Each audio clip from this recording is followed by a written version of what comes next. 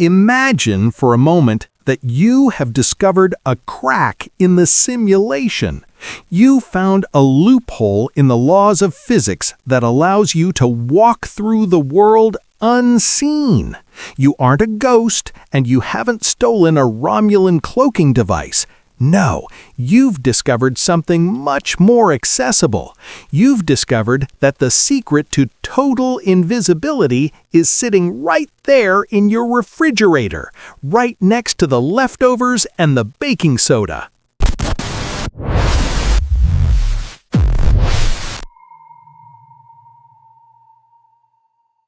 In the spring of 1995, a 44-year-old man in Pittsburgh named McArthur Wheeler didn't just believe in this superpower, he staked his entire freedom on it. He didn't wear a mask. He didn't wear a balaclava. He didn't even pull his t-shirt over his nose.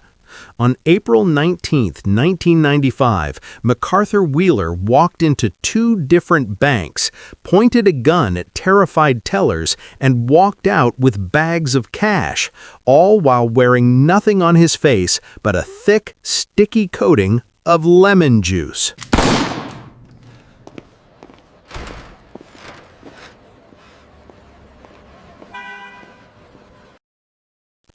This isn't just a story about a bad robber. This is the origin story of the Dunning-Kruger effect, a psychological phenomenon that explains why the most incompetent people among us are often the most confident. Part 1. The Man Behind the Juice. To understand McArthur Wheeler, you have to understand the era. 1995 was a time before the high-definition facial recognition world we live in today. Security cameras were grainy, analog, and often recorded onto looped VHS tapes. To a man of McArthur's specific intellectual flexibility, these cameras weren't high-tech sentinels, they were puzzles to be beaten. McArthur was born in 1951. He wasn't a career mastermind. He wasn't the guy planning the Italian job. He was a man of modest means and even more modest insights. By his early 40s, Wheeler had a bit of a rap sheet, mostly small-time stuff, but he was tired of being a small-time loser. He wanted a big win. Friends and acquaintances from his neighborhood in the Brighton Heights area of Pittsburgh described him as a man who always had a theory. He was the kind of guy who would tell you could fix a car engine with a rubber band if you wrapped it the right way. He possessed a dangerous cocktail of traits. He was creative enough to come up with wild ideas, but lacked the critical thinking skills to realize those ideas were insane. In early 1995, McArthur was hanging out with a friend who showed him a classic elementary school science trick, invisible ink. You take a Q-tip, dip it in lemon juice, and write a message on a piece of paper. To the naked eye, the paper looks blank. But if you hold that paper over a light bulb or a candle, the heat oxidizes the juice and the message turns brown. It's a trick that has delighted 7-year-olds for generations. But McArthur wasn't 7. He was 44. And instead of seeing a neat chemistry trick, he saw a tactical advantage. Part 2. The Science of Invisibility. Wheeler's logic followed a very specific, very broken path. He reasoned that if lemon juice made things disappear on paper, it must possess invisible properties that reacted with the chemistry of light. In McArthur's mind, lemon juice makes things disappear on paper. Video cameras record images using light and chemistry. Therefore, if I put lemon juice on my skin, the invisibility will transfer to me, making me a blank spot on a security tape. Now, most people would have a secondary thought. Wait, wouldn't I still be visible to the people in the bank? McArthur thought of that. He decided that as long as he stayed away from high heat sources like light bulbs or fire, the juice wouldn't brown, and he would remain a blurry, invisible specter to the cameras. He believed he would be a literal Phantom of the Opera, floating through the vaults of Pittsburgh. But McArthur wasn't a total amateur. He decided to conduct a scientific field test. He went into his kitchen, took a bottle of real lemon juice, and slathered his face in it. He didn't just dab it, he soaked himself. It stung, it burned, it got into his eyes, making them red and watery, but he didn't care. Science requires sacrifice. He grabbed his Polaroid camera, held it at arm's length, and snapped a selfie. He waited for the film to develop. When the image finally appeared, McArthur's jaw dropped. The photo was blank. He had done it. He had cracked the code of the universe. He was the invisible man. The reality check. Why was the photo blank? Most historians of the case believe one of three things happened. Either the film was defective or expired. He didn't wait long enough for it to develop. Or, the most likely theory, because the lemon juice was stinging his eyes so badly, he accidentally aimed the camera at the ceiling or out the window, capturing nothing but empty space. But for McArthur, this was the eureka moment. He didn't need a mask. He just needed a bag of lemons. Part 3. April 19, 1995. The day of the heist. The morning of April 19th started like any other for the residents of Pittsburgh, but for McArthur Wheeler, it was Independence Day. He prepared for his mission with the solemnity of a soldier. He didn't pack a mask, gloves, or a change of clothes. He packed his juice.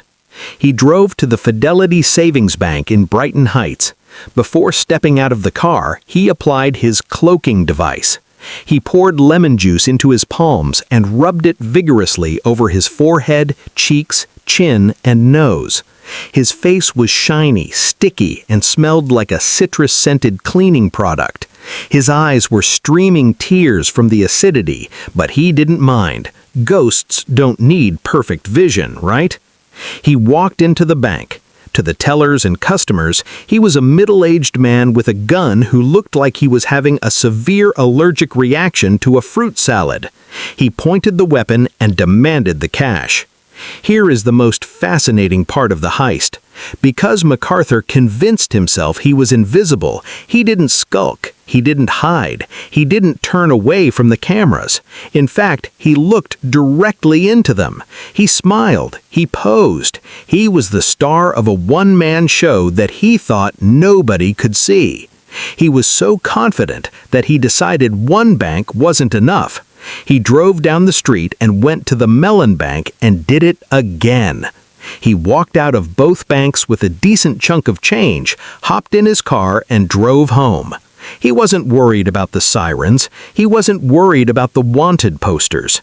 He figured the police would be staring at tapes of an empty lobby, scratching their heads at how the money simply vanished into thin air. Part 4. The Arrest and the Betrayal. The Pittsburgh Police Department received the surveillance footage within hours. It wasn't exactly a whodunit. They didn't need a forensic artist. They had high-quality, full-face shots of a man who looked like he was trying to win an award for Most Recognizable Bank Robber of the Year. The police played the footage on the 11 o'clock news. Within minutes of the broadcast, a tipster called in. "Hey, that guy on the news? That's McArthur. He lives right down the street." At roughly midnight, just 12 hours after his invisible spree, the police arrived at McArthur's apartment. When they knocked on the door and identified themselves, McArthur was genuinely confused. When they slapped the handcuffs on him, he didn't resist. He was in a state of existential shock. As they let him out of his apartment, McArthur looked at the police with a look of pure, heartbroken betrayal. He wasn't mad at the cops. He was mad at the lemons. He looked at the detectives and uttered the phrase that would cement him in the halls of history. "But I wore the juice." He said it with the conviction of a man who had been sold a faulty parachute. He truly believed he had followed the instructions of the universe, and the universe had cheated him. Even at the station, when they showed him the crystal-clear surveillance photos of his face, McArthur stared at them in disbelief. He didn't think, "I'm an idiot." He thought, "The cameras must be broken." Part 5. The Birth of the Dunning-Kruger Effect. McArthur Wheeler went to jail, but his story traveled much further than the Pittsburgh city limits. In 1996, the story appeared in the World Almanac.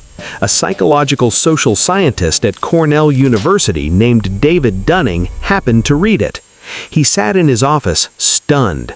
He wondered, how can a man be so incompetent that he doesn't even know he's incompetent?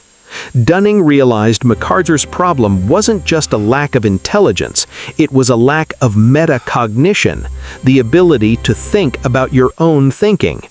Dunning teamed up with a graduate student named Justin Kruger, and they began a series of experiments. They tested people on logic, grammar, and humor, and what they found was a consistent, hilarious, and terrifying pattern. The people who scored in the bottom 25% on these tests consistently rated themselves as being in the top 60 or 70%. The reason, the very skills you need to be good at a task are the exact same skills you need to recognize that you are bad at it. To know you are bad at bank robbery, you need to understand how cameras, chemistry, and physics work. Because McArthur didn't understand those things, he was doubly cursed. He was too incompetent to realize he was incompetent. This became known as the Dunning-Kruger effect.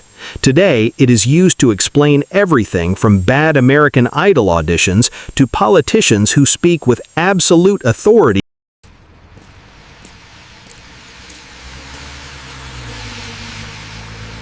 McArthur Wheeler was sentenced to several years in prison for the robberies.